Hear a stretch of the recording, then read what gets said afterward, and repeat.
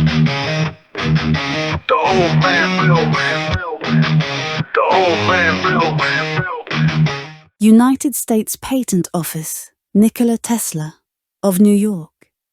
NY Apparatus for the Utilization of Radiant Energy, specification forming part of letters.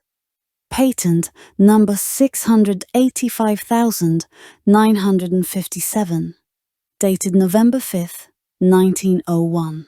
To all whom it concern, bate known that I, Nikola Tesla, a citizen of the United States, residing at the borough of Manhattan, in the city, county, and state of New York, have invented certain new and useful improvements in apparatus for the utilization of radiant energy, of which the following is a specification, reference being had to the drawings accompanying and forming a part of the same.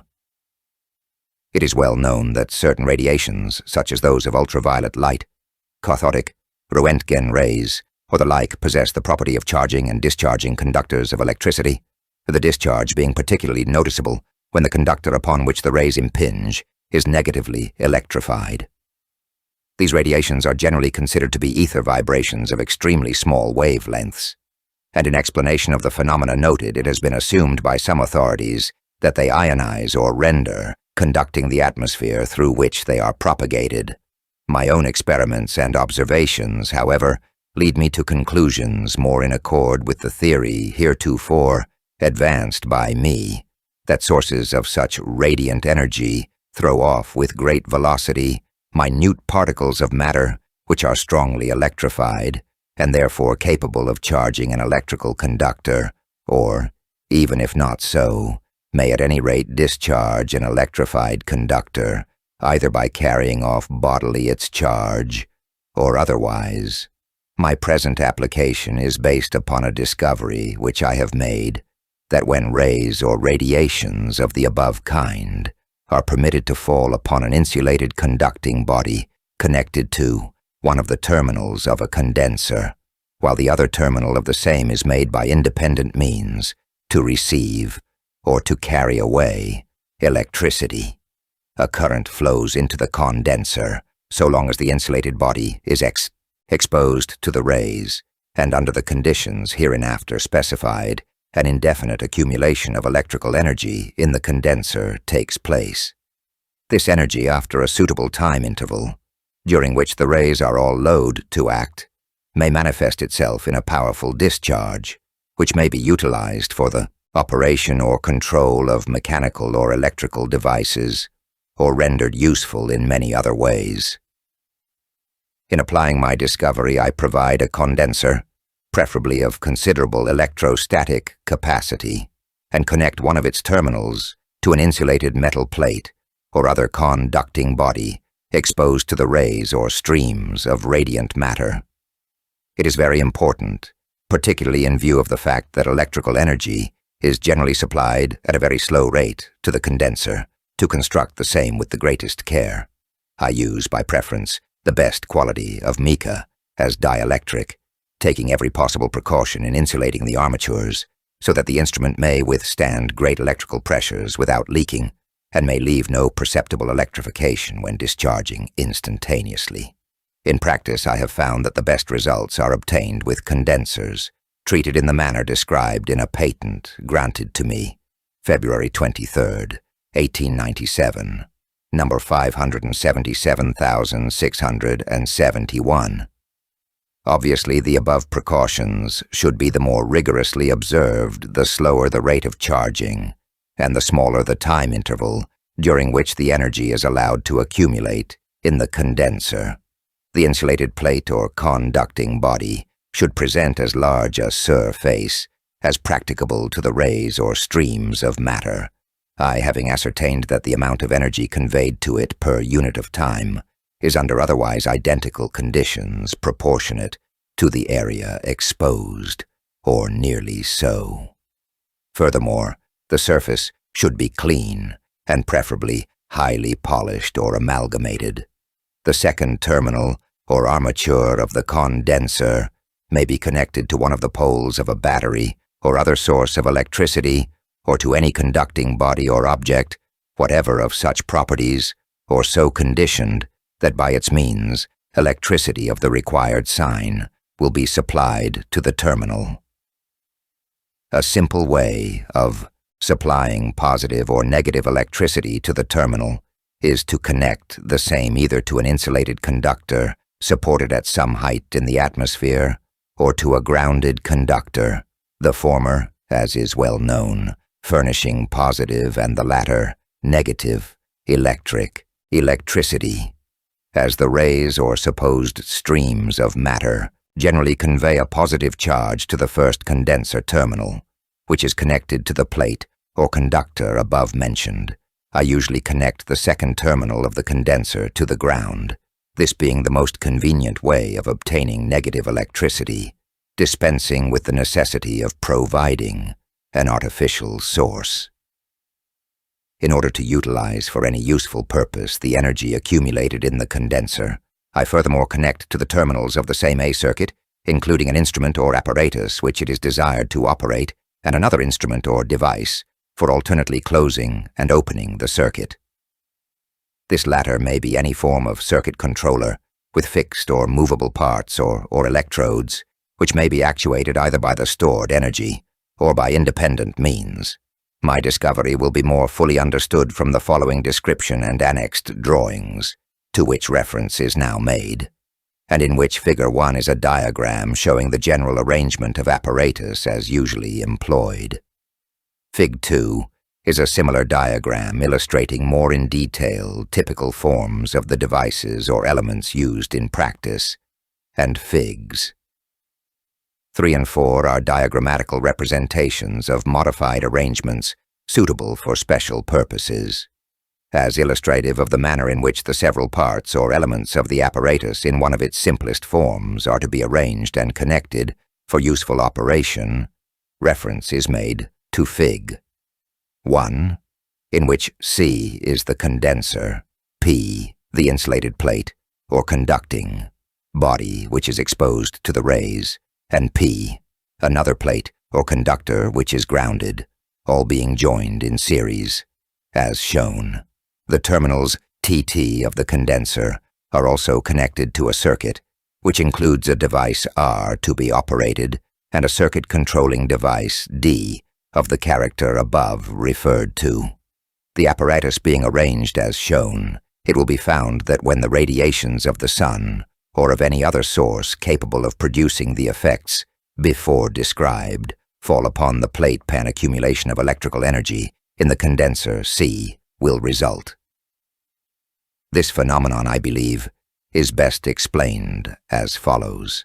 The sun, as well as other sources of radiant energy, throws off minute particles of matter positively electrified which, impinging upon the plate P, communicate continuously an electrical charge to the same. The opposite terminal of the condenser being connected to the ground, which may be considered as a vast reservoir of negative electricity, a feeble current flows continuously into the condenser, and inasmuch as these supposed particles are of an inconceivably small radius or curvature, and consequently charged to a relatively very high potential, this charging of the condenser may continue, as I have actually observed, almost indefinitely, even to the point of rupturing the dielectric.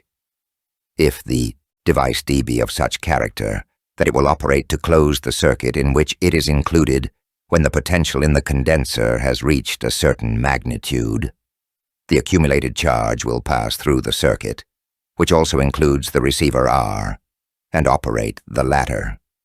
In illustration of a particular form of apparatus which may be used in carrying out my discovery, I now refer to Fig 2. In this figure, which in the general arrangement of the elements is identical to Fig 1, the device D is shown as composed of two very thin conducting plates, placed in close proximity and very mobile, either by reason of extreme flexibility or owing to the character of their support. To improve their action, they should be enclosed in a receptacle from which the air may be exhausted. The plates TT are connected in series with a working circuit, including a suitable receiver, which in this case is shown as consisting of an electromagnet M, a movable armature A, a retractile spring B, and a ratchet wheel W, provided with a spring powel 1, which is pivoted to armature A.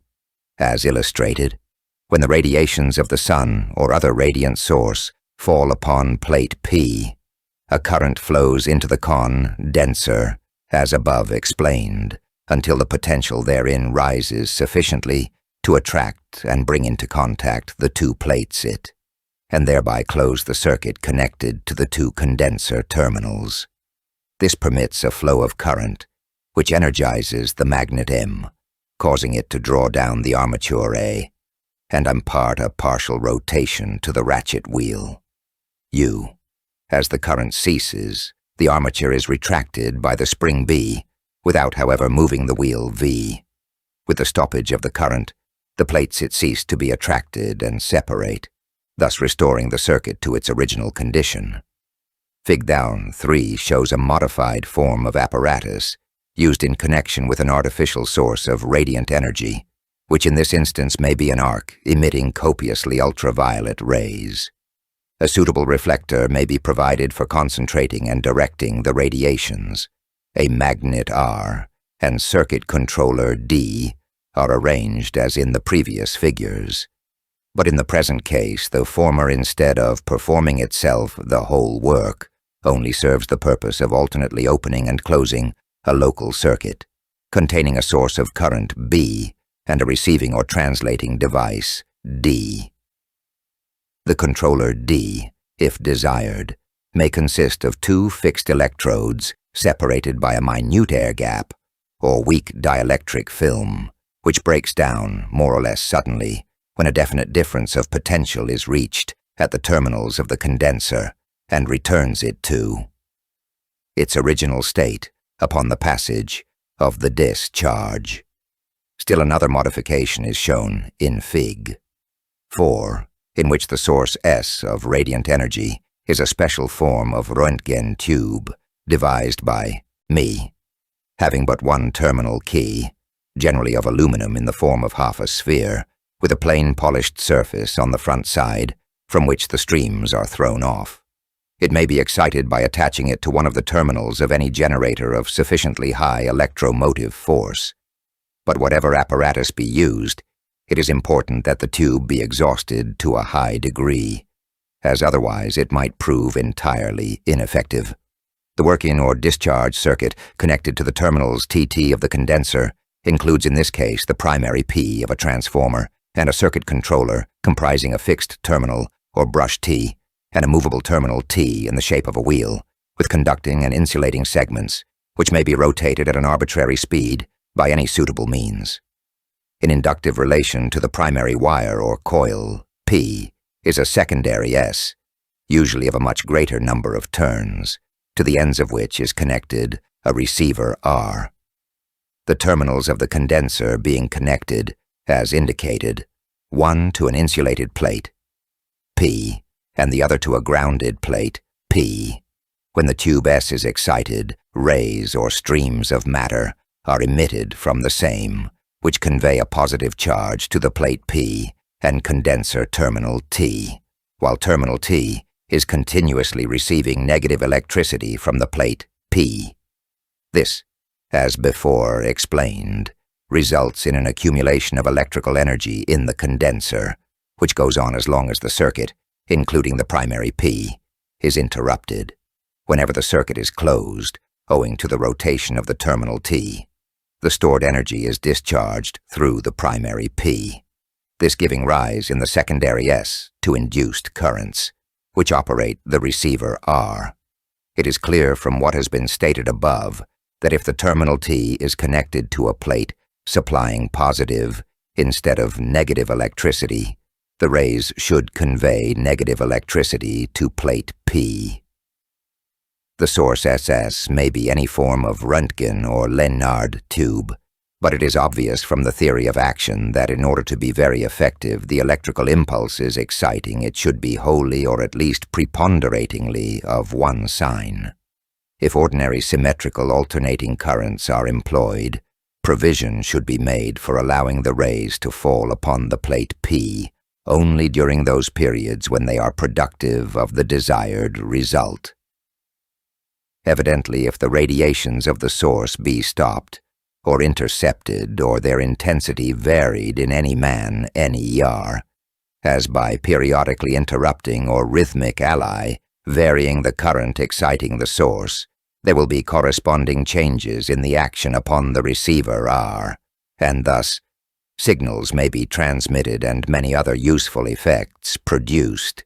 Furthermore, it will be understood that any form of circuit closer which will respond to or be set in operation when a predetermined amount of energy is stored in the condenser may be used in lieu of the device, specifically described with reference to Feige. 2. And also that the special details of construction and arrangement of several parts of the apparatus may be very greatly varied without departure from the invention. Having described my invention, what I claim is 1.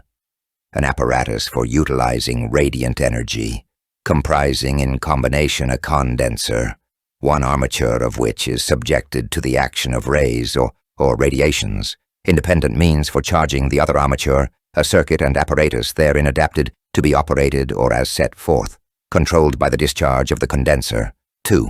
An apparatus for utilizing radiant energy, comprising in combination a condenser, one armature of which is subjected to the action of rays or radiations, independent means for charging the other armature, a local circuit connected with the condenser terminals, a circuit controller therein and means adapted to be operated or controlled by the discharge of the condenser when the local circuit is closed, as set forth. 3. An apparatus for utilizing radiant energy, comprising in combination a condenser, one terminal of which is subjected to the action of rays or radiations, independent means for charging the other armature, a local circuit connected with the condenser terminals, a circuit controller therein dependent for operation on a given rise of potential in the condenser, and devices operated by the discharge of the condenser when the local circuit is closed, as set forth. 4. An apparatus for utilizing radiant energy, comprising in combination a condenser, one terminal of which is subjected to the action of rays or radiations, and the other of which is connected with the ground, a circuit and apparatus therein adapted to be operated by the discharge of the accumulated energy in the condenser, as set forth. 5. An apparatus for utilizing radiant energy, comprising in combination a condenser, one terminal of which is subjected to the action of rays or radiations, and the other of which is connected with the ground, a local circuit connected with the condenser terminals, a circuit controller therein and means adapted to be operated by the discharge of the condenser when the local circuit is closed, as set forth. 6. An apparatus for utilizing radiant energy, comprising in combination a condenser, one terminal of which is subjected to the assertion of rays or radiations, and the other of which is connected with the ground, a local circuit connected with the condenser termi NLs, a circuit controller therein adapted to be operated by a given rise of potential in the condenser, and devices operated by the DS charge of the condenser when the local circuit is closed, as set forth. 7. An apparatus for utilizing radiant energy, comprising a condenser, having one terminal connected to Earth and the other to an elevated conducting plate, which is adapted to receive the rays from a distant source of radiant energy, a local circuit connected with the condenser terminals, a receiver therein, and a circuit, controller therefore which is adapted to be operated by a given rise of potential in the condenser, as set forth. Nikola Tesla. Witnesses: M. Lawson Dyer, Richard Donovan. I wanted to thank everybody for watching today. If you like this kind of content, we do a live show every Monday, Wednesday, and Friday right here on YouTube, 2 p.m. Pacific Standard Time on the main channel. The link will be in the description. Please join us, get in the chat, and have some fun. With all that said, hit the music. The old man real. The old man real. The old man real. The old man real.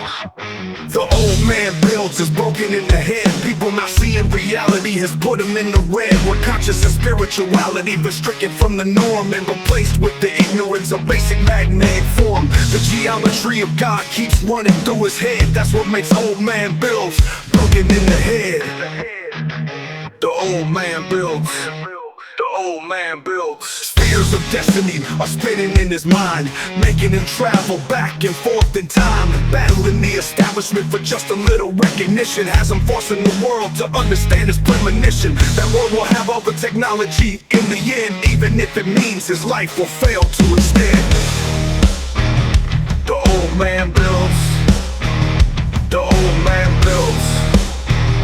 The old man